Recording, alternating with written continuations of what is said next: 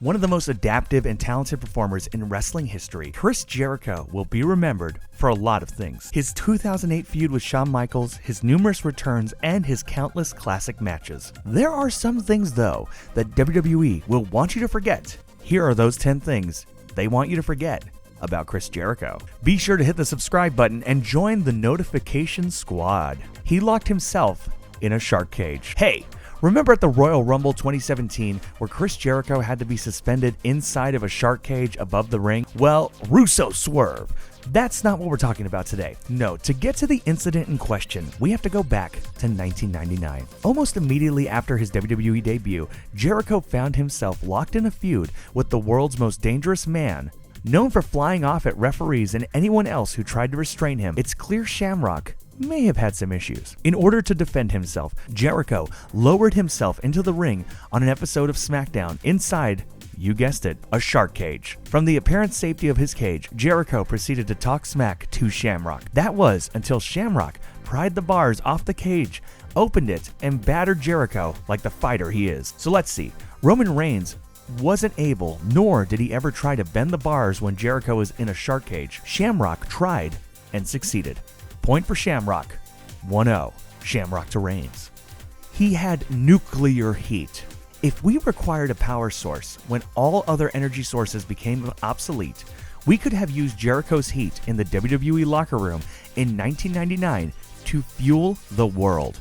It was that bad. Despite joining the WWE in August 1999, Jericho was still branded by the WWE wrestlers as a WCW guy. In the context of the Monday Night Wars, this was akin to wearing Crips colors in a blood neighborhood. This, combined with Jericho's tendency to mouth off, caused a lot of friction backstage. This included instances where Triple H refused to give Y2J directions to the arena for a show, and a time where he called Undertaker boring in front of a live audience. These instances led to Y2J being seen as a pompous jerk who felt he was so above the WWE. It would take some time before Jericho shed this reputation. Not about the ego, mind you, but at least Jericho's ego can now be backed up by a career of incredible work. He got attacked by fans in 2008. If you gather around the campfire listening to old tales of wrestlers back in the territory days, you will hear a recurring story. It goes like this. Brother, I was so hated in this town that they went to my car and set it on fire, slashed my tires, and yada yada yada. Those were stories from an era long gone. That would never happen in the modern landscape of wrestling today, right? Kayfabe's broken. Turns out, if you are almost too good at your job of being a villain, you will get fans to believe it's as real as it was back then. After punching Shawn Michaels' wife at SummerSlam 2008, Jericho's heat with the fans was legendary. Batteries thrown at him, pelted with glow sticks, and then was mobbed by a group of fans outside the arena in Victoria, British Columbia. That last incident in particular was bad. Jericho had to push a fan out of his car who charged her way in and had to speed away in his car before something ugly truly went down. It may have been scary at the time, but we're pretty sure part of Jericho is proud that he could elicit that kind of reaction in the modern wrestling landscape. His 2010 arrest. Alright, as far as crimes committed by wrestlers go, this one is pretty tame. Still, WWE doesn't like it when wrestlers of theirs get arrested and make national headlines. On one cold January night in Kentucky, Chris Jericho and Gregory Helms, those are two names we wouldn't see together, got drunk, like really drunk. How drunk are we talking here? Drunk enough that they got into a fight at a gas station. It would have been bad enough if Jericho and Helms were the only ones involved, but Helms inadvertently struck an innocent man and woman. Per Kentucky law, however, Helms was not arrested for assault, as the police were not there to witness it. The victims have to press charges. Jericho and Helms did, however, get arrested on the rather benign charge of public intoxication. While things turned out fine for Jericho, he just had to post bail. Not so much for Helms. Helms was shortly thereafter released by the company, as it was also discovered he was carrying somas, aka muscle relaxers. Somas have been since banned by the company. He was supposed to main event one more WrestleMania. It can be counted on one hand the number of WWE wrestlers who managed to main event a WrestleMania in their first year in the company. Give or take a couple of weeks, Brock Lesnar, Sid Vicious, Yokozuna, and King Kong Bundy remain the only ones to pull it off. Don't get smart with us by including Mr. T and Lawrence Taylor. Those are bullcrap and you know it. Anyway, back to Jericho. Jericho would have been the next, and as of today, last man to ever main event and pull it off within his first year at WrestleMania 2000. He would, if not for his horrible run at the start of his WWE career. Because of this awful run, McMahon lost faith in Jericho and pulled him from the main event. This was even after posters were made with him, Triple H, The Rock, and The Big Show. It wasn't just because of Jericho though. McMahon also felt bad that Mick Foley never main evented at WrestleMania and pulled him out of retirement for one last match. Until 2003 anyway. Hey, we got a pop quiz for you Jerichoholics. Chris Jericho is the father of 3. What are the names of his children? Stay tuned for the answer. Disrespecting his idol. In the land of kayfabe, Chris Jericho being a disrespectful ass to Shawn Michaels made for one of the best feuds in wrestling history.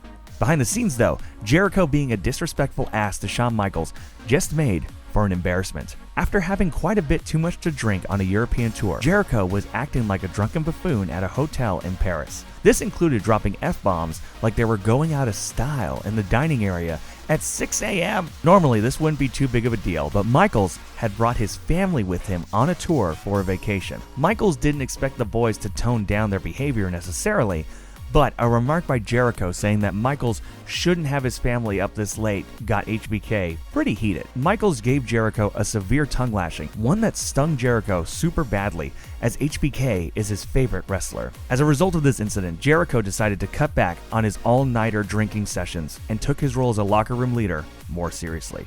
He crushed Chyna's thumbs. Before they became co-holders of the Intercontinental Championship, Chyna and Jericho were embroiled in a regular old feud. Well, it was regular until Jericho tied Chyna to a chair and left her in a darkened room. Not super villainy enough for you? Jericho then proceeded to demand that Chyna admit that he is better than her. After she refused, Jericho smashed her hand with a hammer like a mob boss. What makes this even more disturbing is that Jericho had to go around the arena to find a camera person in order to get the action on tape. And you thought him punching Shawn Michaels' wife was bad. Not sure what WWE and Chris Jericho have with Jericho attacking women. He's punched them, smashed them with hammers, and has insulted them endlessly on WWE programming. That's something.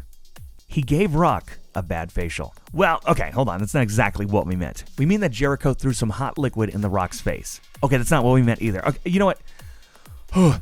Here's the latest in the long line of mishaps in the early career of Chris Jericho. Mere weeks after his classic debut in August 1999, Jericho found himself against The Rock. This was a huge deal for an upstart like Jericho, and he kind of blew it. The match wasn't very good in the eyes of those whose opinions matter the most, Vince McMahon. Perhaps worst of all, though, came at the one specific point. At one point, Jericho spots a cup on the floor of the arena. Assuming it was soda, Jericho hurls that sucker into the kisser of The Rock. Classic heel spot that we've all seen before. The problem with Jericho's plan was that it wasn't quite foolproof. For, you see, it wasn't soda Jericho threw in the face, but tobacco spit. Unfortunately, The Rock wasn't Tommy Dreamer and wasn't a fan of this act by Jericho. He never retaliated or used his pull backstage, but it was another notch against Jericho for his backstage rep. A bad dog sitter. Alright, maybe we're stretching the truth on this one, but give us a break. We sit on our desks all day. Stretching is an exercise for us. Chris Jericho's run as undisputed champion from Vengeance 2001 to WrestleMania 18 is, in a word, bad. In terms of wins and losses, he was actually pretty good. The problem was that he was consistently regulated to second banana status and also rarely won in a convincing fashion over his foes. This included his wins over Stone Cold and The Rock at Vengeance. If you think that was bad, you haven't seen his WrestleMania feud with Triple H, where he was a background player in a feud between Stephanie McMahon and Triple H. The feud was full of lowlights, but worst of all came when Jericho had to take care of Triple H's dog Lucy, which he lost in his divorce to Stephanie. Your world champion, everyone. On the same show, the coup de grace of Jericho's credibility as world champion came when his carelessness got Lucy run over. Jericho, I don't care how bad you've been wronged in the booking, you don't hurt dogs, man. Party animal. Unlike a lot of marriages in wrestling, Chris Jericho's marriage to Jessica Lockhart has stood the test of time. The two married in 2000 and has resulted in the birth of 3 children.